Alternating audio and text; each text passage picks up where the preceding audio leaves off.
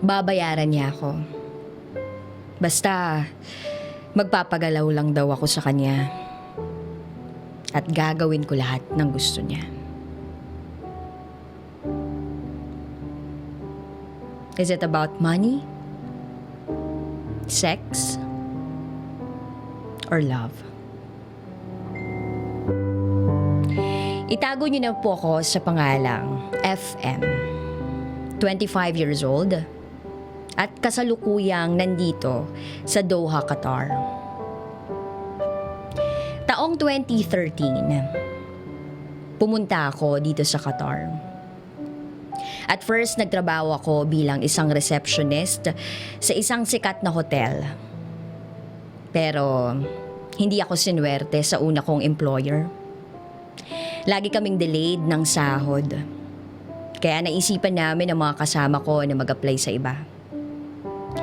Pero dahil nga sa wala pa kaming isang taon, napakahirap para sa amin ang makapaghanap ng bagong work. Kaya nagtiis muna kami. Hanggang sa dumating na yung point na halos wala na kaming kinakain sa dorm. Kasi 3 months na kaming hindi pinapasahod. So ang ginawa namin, nagreklamo kami sa Human Rights at Labor. At yun, swerte naman, nabigyan kami ng release para makapaghanap ng bagong trabaho. October 2013, nabigyan kami ng release. At pwede na kaming makapaghanap ng bagong work. Akala namin magiging okay na yung lahat. Pero hindi pa pala. Dito pa lang pala mag-uumpisa ang kalbaryo ng buhay ko sa Qatar. November 2013. Nag-apply kami sa ibang work. Ang dami naming ina-applyan. Pero sa kabutihang palad naman, natanggap yung iba kong kasama. Sa hotel sila uli nag-work. Pero this time, maganda na yung work, maganda pa yung sahod nila. Pero ako, at yung 3 ko pang mga kasama, hindi pa rin natatawagan. Hanggang sa may isang interview na tumawag sa akin. At yun, agad-agad akong nabuhayan ng dugo. Nagpaganda ako, nagbihis ako ng maayos para sobrang presentable ko. Kaya lang pagkadating ko doon, ay, ang dami naming i-interviewin. Parang nasa 45 ata kami. At ang nakakainis pa doon, yung manager ay Pinay. Napaka-arte pa. Kasi bawat isa sa mga ini-interview niya, ang oras ba naman ay 30 to 45 minutes. Imagine, sa dami namin. Buti na lang, nakapagtiis ako. At dumating na nga na ako na ang i-interviewin. Ang dami niyang tanong sa akin. Nasagot ko naman kasi halos alam ko yung tsaka na-experience ko yung mga sinasabi niya sa akin. Naka-experience kasi ako na magtrabaho sa Pilipinas bilang isang sales advisor. Pero matapos ang interview, pakiramdam ko parang sakto lang. Parang na-down ako that time. Kasi hindi pa rin ako sigurado kung tanggap na ba ako o hindi. Kasi ang sabi lang sa akin, tatawag na lang daw. Kaya ayun, umuwi ako malungkot. Fast forward December first week, tumawag ang company na yon. At yun na nga, hired na daw ako. At aayusin na daw nila ang papers ko. Sobrang saya ko, sobra. Pero hindi para doon natatapos yung paghihirap ko. Kasi ang tagal ng proseso. 3 months pa bago maayos ang lahat. Sumabay pa yung pinalayas na kami ng employer namin sa accommodation. Kasi nga, release na kaming 4. Kaya ayun, wala kaming nagawa kundi umalis na lang. Hindi namin alam kung saan kami pupunta. Hanggang sa may isang lalaki kaming nakilala noon sa isang bilihan. Siya si Tatay Kaloy. Isang Pilipinong freelance sa Qatar. Ang bait niya. Naawa siya sa amin kaya hinanapan niya kami ng matutuluyan namin. Hanggang sa magka-work na kami, siya yung nagpo-provide ng food namin sa araw-araw. Nakakahiyaman, pero kinapalan na namin yung mga mukha namin. Actually, meron siyang pamilya dito. Yung asawa niya, nurse sa isang hospital dito. At yung 3 anak naman niya, nasa Qatar Airways. Napakaswerte nila sa buhay at napakabuti nila. Kaya siguro, pinagpala yung pamilya nila. Panata niya na daw kasi yung ganun. Yung tumulong sa mga nangangailangan. Tinuring niya kami na parang pamangkin niya. Naisip ko nga ang swerte namin kasi kahit papaano, may taong tumutulong sa amin. Hanggang ngayon na nga, isa-isa nang nakapasok sa work yung mga kasama ko. 3 na lang kami noon. And then, isang araw, si tatay nag-aya. Maglakad-lakad daw kami sa labas. Di go, sumama ako. At habang naglalakad kami, nakasalubong niya yung friend niyang Qatari national. Pinakilala niya kami isa-isa. Habang nag-uusap sila na nakatayo lang kami, sinasabi niya dun sa friend niya na mga pamangkin niya kami. Tapos kinukwento niya rin na naghahanap kami ng work. At binulungan niya kami na yung friend niya daw na yun, napakaraming koneksyon sa Qatar. So, habang nag-uusap sila, may isa pang lalaki na lumabas mula sa isang sobrang ganda at malapalasyong bahay. Grabe, nasabi ko sa isip ko, iilan lang sila sa loob pero parang Malacanang ang laki ng bahay nila. Hanggang sa biglang nagtanong yung isang lalaki ng lengguwahe nilang Arabic. Di na namin magets kaya tahimik na lang kami. Nagulat na lang kami nang biglang mag-abot ng papel na maliit na may nakasulat na numero yung lalaking yun. Yes, number ng cellphone niya. Dito yun yung huling guy na lumabas. Ang sabi niya, i-message daw namin siya kapag may problema kami. So parang natuwa naman kami kasi kahit papaano, may kilala na kaming Qatari just in case that we have a big problem. Pero alam nyo, bago pa lang ako sa Qatar, ang dami ko nang naririnig tungkol sa kanila. Pwede ka raw gamitin, bayaran ka para magalaw kanila. Pero nung time na yon, I don't care. Kasi feeling ko, hindi naman ako magkaka-boyfriend ng ganun, no? Tsaka, kaya ko namang kumita ng pera ko. So fast forward. After 2 days, nagtataka ako dun sa isang friend namin. Bakit hindi siya lumalabas sa room niya na hating gabi pa, may ka-video call pa rin. So deadman na lang kami. Naisip namin na baka yung boyfriend niya sa Pilipinas yung kausap. Anyway, wala naman akong dapat paki sa love life niya, tsaka lagi kami nag-aaway nun kaya I don't care. Hanggang sa isang gabi, nag-ayos siya. Lalabas daw siya. Magmi-meet daw sila ng cousin niya.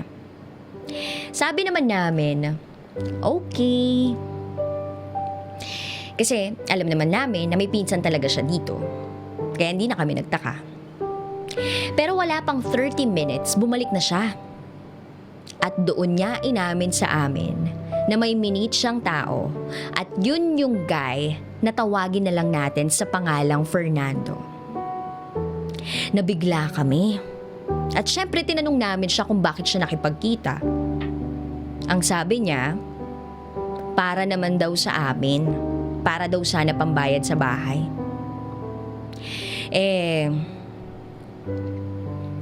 Umamin naman siya na si Fernando na yun daw yung lagi niyang kausap sa video call. Kaso, parang na-turn off yata sa kanya kasi hiningan niya ng pera. Kaya ayun, after na hiningan niya ng pera, binlock siya. Nabigla kami dun sa kwento niya. Pero hinayaan na lang namin. At lumipas ang 1 linggo. Tumawag yung inaplayan ko at pinare-report na ako sa office. O 'di ba? Nakakatuwa kasi malapit na akong makapasok at makakabayad na ako sa wakas ng mga utang ko. Paglabas ko ng bahay, naglakad na ako diretso kagad para maghanap ng taxi. Pero may isang lalaki na naka-shades na lumabas sa isang malaking gate. Pero hindi ko siya pinansin. At bigla na lang siyang nagsalita ng, "Hi, how are you? Where will you go?" So napatingin ako sa kanya. Nakataas yung kilay ko. Kahit ba nakatari siya, bakit niya ako kakausapin? Inulit niya uli. "Where will you go?" Sinagot ko siya ng, "Sorry sir, I don't know you." Tapos sumagot siya ng, "Where will you go? I will drop you. Come." Sa isip-isip ko, "Aba, sira ulo to ah. Ano akala mo sa akin, prostitute?" Ay, kaya sabi ko, "Sorry, no." "Why?" sabi niya. Sabi ko, "I don't know you." And then, sabi niya, "Okay, kalas." Sabay baba ng salamin ng sasakyan niya. Kalas means tapos o kaya okay na. Medyo nakasimangot siya nun tapos biglang umatras ng patalikod yung sasakyan niya. Pero naglakad na lang din ako, dire-diretso. Walang tao nun. 2 lang kami doon sa lugar na yun. Akala ko okay na. Pero may huminto bigla sa harap ko na sasakyan at binaba yung salamin uli. Pagkakita ko siya na naman. Sabay sabi niya, "Are you sure you don't remember me?" Sabi ko, "No." Sumagot siya ng, "Really?" "Yes," sabi ko uli. And then, sinabi niya at nag-explain siya sa akin na siya yung guy na nagbigay ng number sa amin.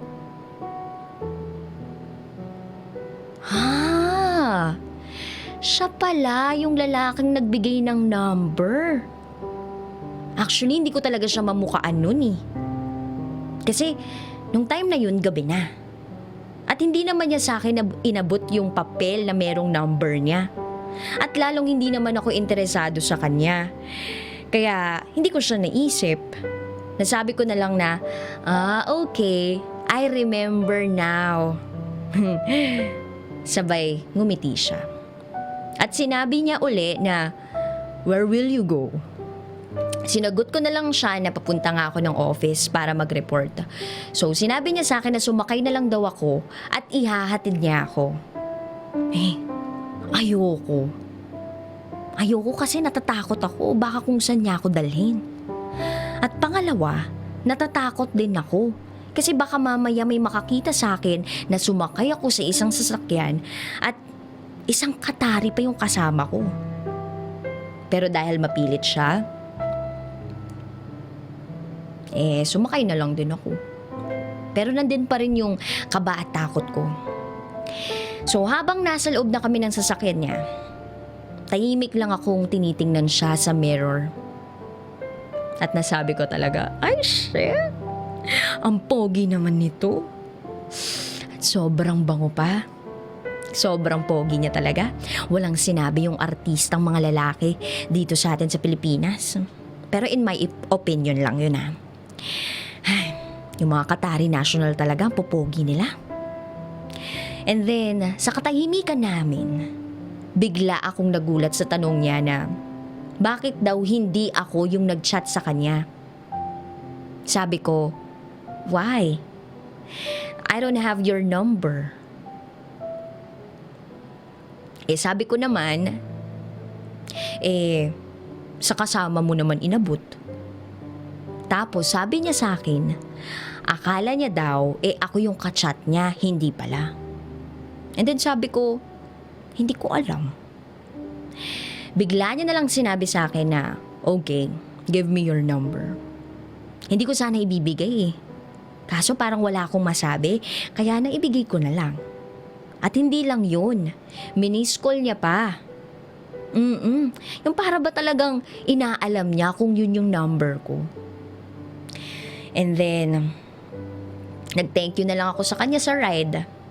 And then sabi niya sa akin, paano daw ako uuwi? Sabi ko magta-taxi na lang ako. Hanggang sa nag-abot siya sa akin ng pera. 50 real. Pero hindi ko tinanggap. Pero sabi niya, haram. Kinuha ko na lang. Kasi masama na tinatanggihan ko sila. Oo, bawal daw yun. Yung tinatanggihan mo sila sa mga binibigay nila. Kaya kinuha ko na lang. Tsaka nagpasalamat ako, tapos bumaba na ako. And then 3 days after, may nag-message sa akin. Hi. Nireplyan ko sana, kaya lang, parang ayaw ko naman kasi hindi ko naman kilala. Tapos nag-message ulit ng, how are you? Hindi ko pa rin nireplyan. Hanggang sa tinanggal ko yung WhatsApp ko, inan-install ko. Pero naisip ko baka mamaya i-message ako ng manager ko. And then dun ko na-realize na numero niya pala yun. Binalik ko ulit after 2 days. Hanggang sa iyon, may nag-message uli na, hi, how are you? What happened? Why you didn't say anything? Are you mad at me? Basta sunod-sunod yung tanong niya pero hindi ko pa rin siya nire-replyan. Naisip ko na lang, baka gusto niyang may makachukchak chenes kasi taglibog yun. So, yun yung pumapasok sa isip ko. Hanggang sa tinawagan niya ako. Sinagot ko na lang. Sinabi niya na bakit daw hindi ako nagre-reply sa mga message niya. Sinabi ko na sira yung phone ko. At aba, ang sabi niya, ano ba daw yung unit ng cellphone ko? At ibibili niya daw ako.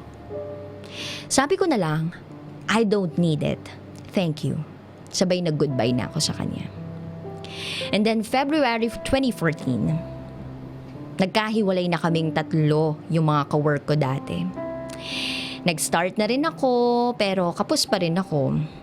Wala akong pamasahe araw-araw kasi malayo yung bahay ko sa work ko. Gusto ko nang lumipat ng mas malapit kaso wala pa akong pambayad sa bahay. Kaya nagtitiis muna akong manghiram sa mga nakilala ko dati sa napasukan ko. Kinabukasan, pasok na naman ako. Kaso wala na talaga akong pera. 12 real na lang yung natitira sa akin. Paano ako papasok at uuwi nito? Iniisip ko yung pangkain ko pa. Napabuntong hininga na lang ako. At kasabay nung pagbuntong hininga ko ang pagtulo ng luha ko. Biglang may nag-message sa akin. Where are you? In the house, sabi ko. And then nag-reply ng, can you come with me now? For only 10 minutes. I will give you something, sabi niya. Pero dahil medyo ilang buwan na rin kaming magka-chat, pumayag na akong sumama sa kanya. At ayun, nag-ikot-ikot kami sa sasakyan niya. Tapos may mga regalo pa siyang ibinigay sa akin. Perfume, watch, mga chocolates. At binigyan niya din ako ng 500 pang gastos ko daw. Kung sakaling meron pa daw akong kailangan, i-message ko lang daw siya. Lagi siyang ganun sa akin. Palagi siya nagbibigay ng kung ano-ano. Hanggang sa natapos yung araw na yun. Isang araw may nag-message sa akin. Ate ko sa Pilipinas. Kailangan na kailangan nila ng pera kasi hindi ko pa nababayaran yung mga utang ko sa Pilipinas noon. Kaya sila na naiwan doon, sila yung sinisingil. At may time pa na gusto na nila ipakulong yung nanay ko. Kaya nung tumawag yung ate ko, sobrang naawa ako at iyak ako ng iyak noon kasi habang magka-video call kami, yung nanay ko noon iyak siya ng iyak. Ayaw niya daw makulong. Hindi na daw nila alam kung anong gagawin nila. Kaya nung mga panahong yun, sobra ako nade-depress. Kasi kakaumpisa ko pa lang eh. At baon din ako sa utang sa Qatar. Hanggang sa naisip ko si Fernando. Naisip kong matutulungan niya ako. Pero alam ko na magkakaroon ng kapalit ang lahat ng yun. Kaya pinag-isipan kong mabuti. Pero wala eh. Nasa point na ako ng buhay ko na kahit mali, kailangan kong gawin. Kasi kailangan. At ayokong umiyak lang sa isang sulok. Kaya minessage ko agad si Fernando. Can you help me? Nag-reply naman agad siya ng sure. At doon ko sinabi sa kanya na kailangan ko ng malaking pera. Hindi siya kaagad nag-reply. Nag-message ako ulit. Don't worry. I will do whatever you want. Nag-reply siya ng how much you need. At doon ko sinabi na kailangan ko ng 7,000 Qatari riyal. Or kung sa Pilipinas, 100,000 pesos. Ang reply niya lang ay why.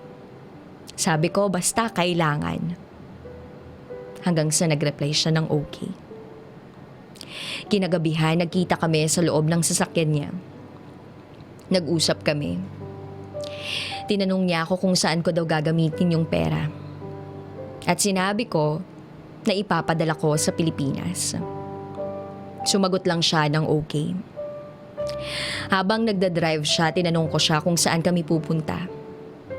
At ang sabi niya, sa bahay daw nila. At bigla akong What? No, I don't like. Sabi ko, natatakot ako kasi baka kung ano yung gawin niya sa akin. Isa pa, nandun yung pamilya niya at saka yung asawa niya. Sira ulo ba siya, naisip ko. Tapos bigla niyang sinabi sa akin na wag daw akong mag-alala kasi yung pamilya niya naka-out of the country. 1 week daw sila doon, kaya walang tao sa bahay nila. Kasambahay lang daw.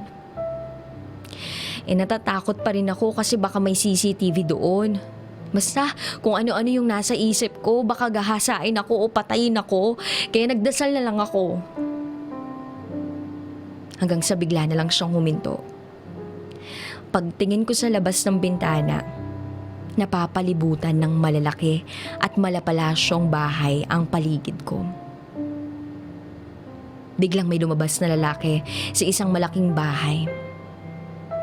Parang Qatari din. Kapitbahay niya. Madalim ang sasakyan niya kaya hindi ako nakita nung lalaki. Lumabas siya saglit at sinabi niya may i-check lang daw siya after 5 minutes. So, tumingin-tingin ako sa paligid. Hanggang siya, bumalik na siya. At sinabi niya na sa akin na, come. Bumaba na rin ako, dahan-dahan kaming naglakad paakyat sa itaas. Kasi baka nandoon yung katulong nila. Tinanggal ko yung tsinelas ko para hindi maingay. At naglakad ako ng mabilis paakyat sa taas. Namangha ako. Sobrang ganda. Ang yaman nila. Yung bahay nila parang palasyo.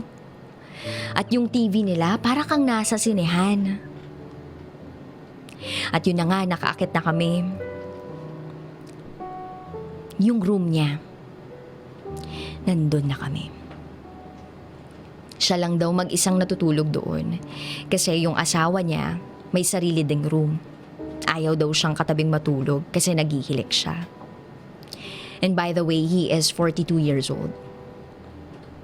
Hanggang sa yun na nga, nung nandun na kami sa room niya, niyakap niya ako at hinalikan niya ako. Hanggang sa inihiga niya ako sa kama niya. At yun na nga, may nangyari sa amin. Parang gusto kong sumigaw. Ang sakit-sakit sa akin pero siya parang enjoy na enjoy. Pagkatapos nun, hindi kami nagtagal, nagbihis kami agad. At hirap na hirap akong lumakad kasi sobrang sakit talaga. Niyakap niya ako at hinalikan, sabay sabi niya, "Thank you, I'm happy." Hinatid niya ako pauwi at hawak-hawak ko na yung pera.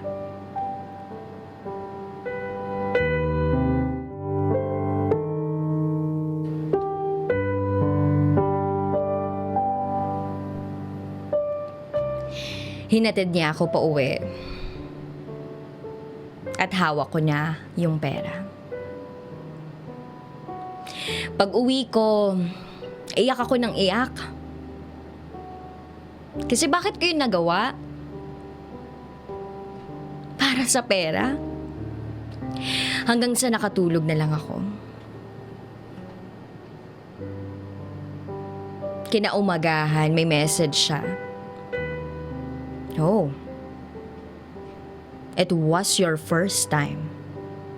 I'm shocked. Nagulat daw siya. Pero masaya daw siya. Hindi na lang ako nag-reply kasi naisip ko may pera na ako. Kaya hindi ko na siya kukontakin. 1 week ko siyang hindi chinat. Hanggang sa tumatawag na siya. Namimiss niya daw ako. Ano na daw yung nangyayari sa akin. Kaya naisip ko na lang, sige na nga, replyan ko na siya.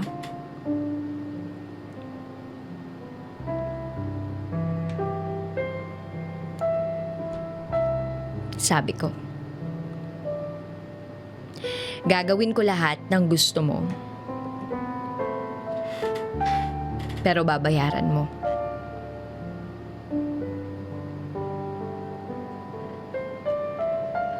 Sabi ko, magiging kami, pero walang love. Sabi niya, okay. Yun ang napagkasunduan namin. Umikot ng ganun yung buhay ko sa kanya. May mangyayari sa amin, pero babayaran niya ako. Ginagawa ko yung gusto niya, pero binabayaran niya ako. Kahit saan, basta may pagkakataon.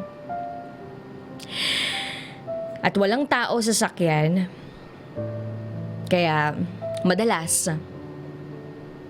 doon namin ginagawa. Nagiging wild ako sa kanya. Lahat ng gustuhin niya ginagawa ko. Walang halong emosyon. Hanggang sa umabot ng 1 taon, ganun palagi. Hindi naman kami palaging nagkikita sa 1 buwan. 3 beses lang. Madalas nga wala talaga eh. Pero lahat ng kailangan ko ibinibigay niya. Hanggang sa kinuhaan niya na ako ng apartment. Kasi daw para nabibisita niya ako. Parang kondo yung bahay na kinuha niya sa akin. Kompleto ako lahat sa gamit. Gusto niya rin akong mag-aral ng driving pero tumanggi ako. Kasi ayokong may makaalam na may boyfriend akong kataring. At magtataka ang mga kasama ko kasi hindi naman ganun kalaki ang salary ko para magkasasakyan. Kontento na ako na nagsiservice ako araw-araw. So dahil binigyan niya na ako ng apartment na parang condo type, doon namin ginagawa ang hindi dapat namin ginagawa. Walang love. Wala kaming pakialam sa isa't isa. Basta magpaparao siya sa akin at babayaran niya ako. Nasasatisfy ko naman siya. Alam ko kasi na nakakailan din siya sa akin. After naman nun, aalis na naman siya. Ganun lagi yung senaryo namin. And then one day, pumunta siya sa apartment ko. Dating gawin. At habang magkatabi kami, after may mangyari sa amin, meron siyang pinakitang picture ng babae sa akin. Tinanong niya ako kung maganda ba daw yun.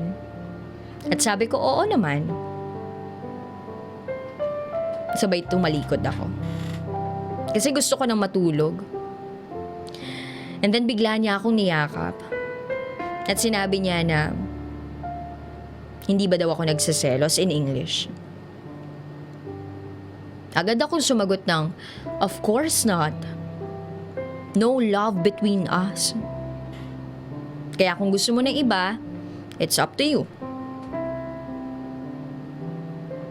And then, bigla niyang sinabi na ayaw niya daw ng iba. Sa isip-isip ko, manloloko. Hindi niya ako maluloko, no? Isa rin siya sa mga manggagamit na lalaki dito sa Qatar. Lalo na at marami siyang pera. Hindi ako tanga para maloko niya yung isip ko. So tumagal ng 5 taon na ganun kami. May nangyayari sa amin, pagkatapos binibigyan niya ako ng pera. Pero walang love. Nasanay na ako hanggang sa May 2018. Pumunta siya sa apartment ko. Sabi niya, 1 week daw siyang palaging mag-i-stay sa akin. Kasi naka-out of the country na naman yung family niya.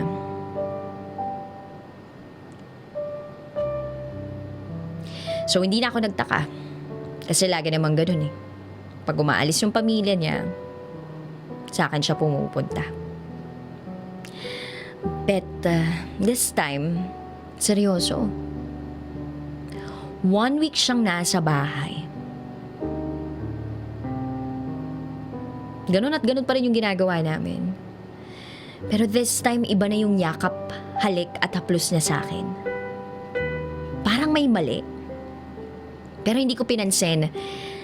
Hanggang sa isang beses, may nangyari uli sa amin. Bigla siyang nagsabi ng, I love you, FM. I can't live without you. Nagulat ako. At biglang nawala sa focus yung isip ko, pero hinayaan ko na lang. Kinabukasan, papasok na ako sa work at sinabi niyang ihahatid niya ako. So sabi ko,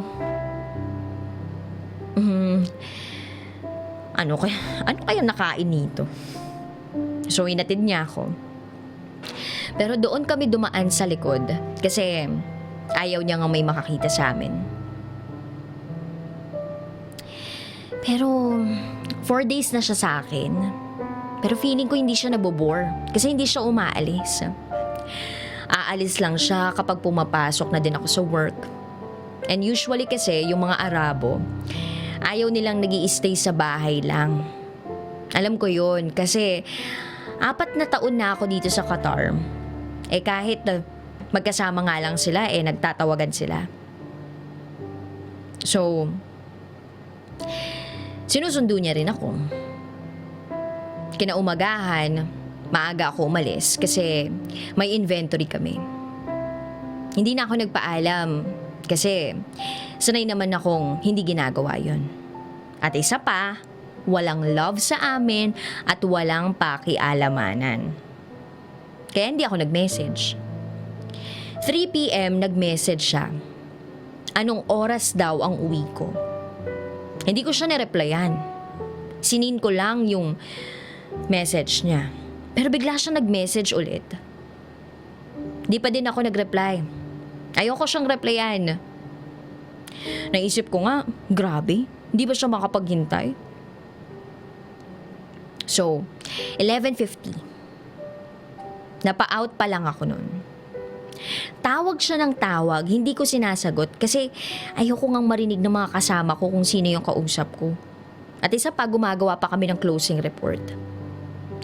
Hanggang sa napansin na ng manager ko na tunog ng tunog yung cellphone ko. Kaya sinabi niya na baka yung car lift mo na yan. Sige na, mauna ka na. At yun na nga, nagpaalam na ako sa kanila. Paglabas ko ng shop, sinagot ko yung tawag niya. At doon ko narinig na sumigaw siya sa phone. First time First time kong marinig yun in 5 years namin na halos nagkakasama kami. Sabi ko, why? Sabi niya, nasa gate 3 daw siya noon at doon na ako dumaan. Aba, sinundo niya pala ako. Pagsakay ko, nagagalit siya. Kinakampay niya yung kamay niya at pailing-iling pa yung ulo niya. Bigla siyang nagtanong kung sino yung kasama ko. Sabi ko, manager ko. Tapos tumahimik na siya. Napadaan kami sa isang restaurant. Pero take out yung ginawa namin kasi hindi naman kami pwedeng makitang magkasamang kumakain. At isa pa, hindi ako nakaabaya. Kaya take out na lang. Pag uwi ng bahay, nagtanggal ako ng jacket at nakita niya yung suot ko. Bigla siyang nagsalita ng, bakit daw ganun yung suot ko? Huwag daw ako magsusuot ng ganun. Aba, biglang nagpantig yung tenga ko. At sinabi ko sa kanya na wala kang pakialam sa mga isusuot ko. Pero bigla niya akong hinawakan sa balikat at sinabing, I said, don't wear like that again. Bigla ako natahimik. Kumain na lang kami, naligo, and ginawa na naman namin yung bagay na hindi namin dapat ginagawa. Pero talagang iba na siya eh. Iba yung mga yakap, halik at haplos niya sa akin. Sobrang higpit. Napapaisip ako, anong nangyayari dito? 6 days na siya sa bahay ko. Chine-check niya pati yung cellphone ko. Pinakikialaman niya pati yung mga susuotin ko. Nahuli ko pa siya na tinitingnan yung phone ko. At tinanong ko pa siya na anong ginagawa niya. Sinabi niya na I'll check your phone. Sabi ko, bakit? Sabi niya, baka daw kasi may iba akong kausap. At pag nalaman niya daw na may iba akong kausap, he will kill me. Crazy. Yan na lang yung nasabi ko sa kanya. At humiga na kami. Nakapatay ang ilaw. And then, habang nakatalikod ako sa kanya, yumakap siya sa akin at bumulong ng, do you love me? At agad kong sinagot ng no. Hindi na siya nagsalita nun. After kong sabihin sa kanya yun, tinanggal niya din yung pagkakayakap niya sa akin. Sabay tumalikod na rin siya. Pero sa totoo lang, hindi ako sigurado eh. Hindi ako sigurado sa sagot ko. Mahal ko na kaya siya? Huling araw ng stay niya sa bahay ko. Gabi na matutulog na kami. Pero bago yun, alam nyo naman, gagawin namin yung hindi dapat. Pero nagtaka ako kasi wala siyang gamit. Wala siyang dala na panambla. Eh lagi naman siyang may gamit na ganun. Pero nung araw na yun, wala talaga. Naisip ko na lang, baka ilalabas niya na lang. Pero nagulat ako nung hindi niya nilabas. Kaya tinulak ko siya. Nagalit ako sa kanya kasi ayoko mabuntis. Alam ko naman na walang love sa amin eh. At naggagamitan lang kami parehas. May mangyayari sa amin, peperahan ko siya. Ganon yung tingin ko sa kung ano man yung meron kami. Pero nagulat ako sa kanya nang sabihin niya sa akin na mahal niya daw ako. At ayaw niya daw mawala ako sa buhay niya. At gusto niya daw na magkaroon kami ng anak. Pero paano? Ayokong maging kabit niya. Kaya nga hindi ako pumapayag dun sa gusto niya eh. Iba daw kasi ako sa mga babaeng nakilala niya. At totoo naman yun. Kasi kahit ganun yung sitwasyon ko sa kanya, never ko naman siyang niloko. At never ako nakipagrelasyon sa iba. Tanging siya lang yung lalaki sa buhay ko.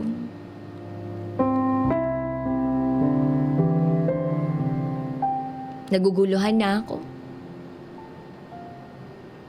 Hindi ko alam kung itutuloy ko pa ba o kailangan ko nang tumigil sa kasunduan namin. Sinubukan ko naman na din na makipag-iwalay sa kanya, pero ayaw niya talaga eh. Sinasabi niya pa na pupunta siya sa shop kapag ginawa ko yun. Kapag nagawa akong makipaghiwalay sa kanya. Alam ko sa sarili ko na mahal ko na siya. Una pa lang niyang makuha ako. Kaso ayokong masaktan. Kaya in denial ako sa nararamdaman ko para sa kanya. Kasi alam ko naman na hindi naman talaga kami pwede. Sa ngayon, ganun pa rin kami. 2 buwan na po akong hindi dinaratnan. Pero hindi ko pa nasasabi sa kanya. Naguguluhan na talaga ako. Sana po ay matulungan ninyo ako.